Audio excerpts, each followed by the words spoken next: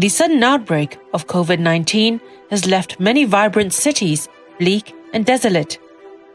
Economies in all regions have taken a sharp downturn. Industries are on the wane, and public grievances are commonplace.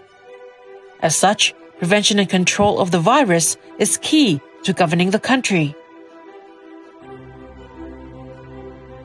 Proving to the world China's capabilities to not just survive, but also thrive in facing challenges brought on by the pandemic, and that China is the first country to successfully revive the economy.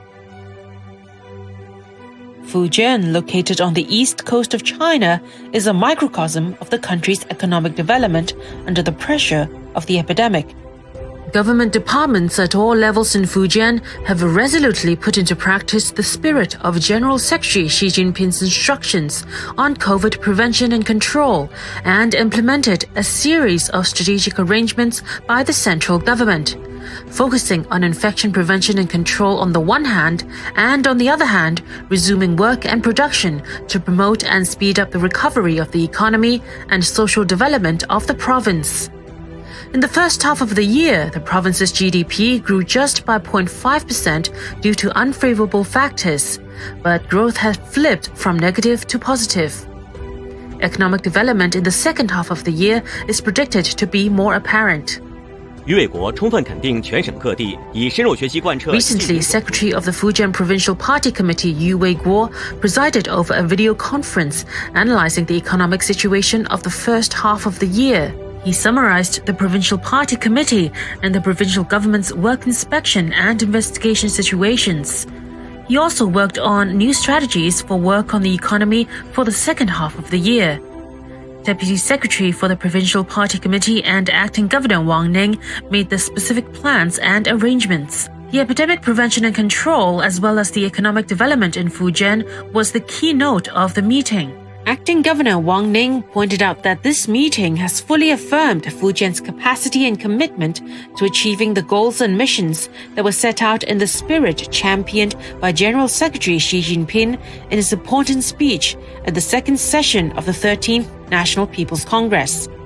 Innovation and entrepreneurship will create a great energy, whilst coordinating epidemic prevention and control and economic and social development will achieve positive results.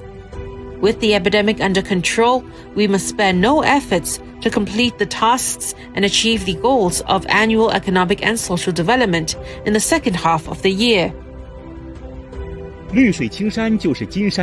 First, we must conquer impoverishment in our battle against poverty, build on our achievements in poverty alleviation, explore ways to develop a sustainable working mechanism, write more essays on promoting economic development and coordinating efforts in ecological protection.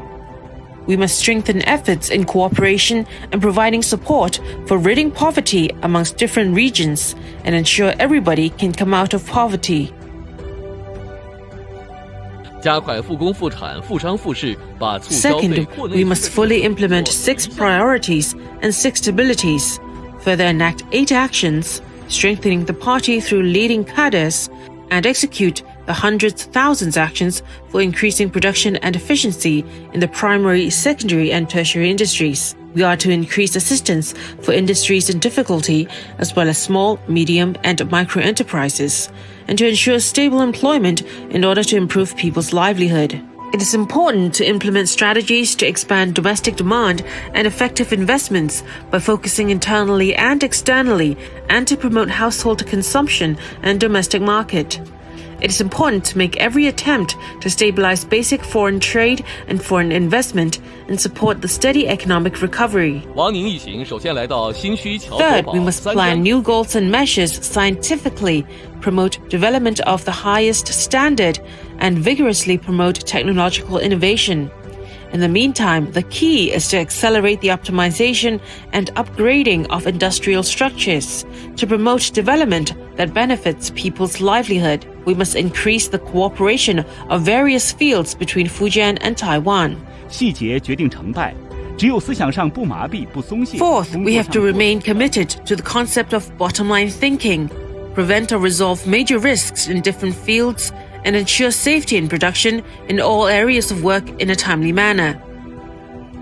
Fifth, strengthening the party's leadership over economic work, taking political constructs as a command, comprehensively promote the construction of the party in all aspects. What's also important is carrying forth the spirit of struggle, taking responsibility where needed, getting rid of excessive bureaucracy, and strengthening the four consciousness, staunchly maintaining the four confidences, and achieving the two projections. 王宁指出，上半年全省 To summarize, Wang Ning pointed out that in the first half of the year, the province's economy as a whole withstood the impact of the epidemic, and that the month-to-month recovery growth is for all to see. All regions have coordinated well the implementation of infection prevention and control measures, as well as economic and social development. The work was solid and the approaches were practical. There were many highlights throughout with regard to positive developments of the province. With this said, there are still many difficulties ahead.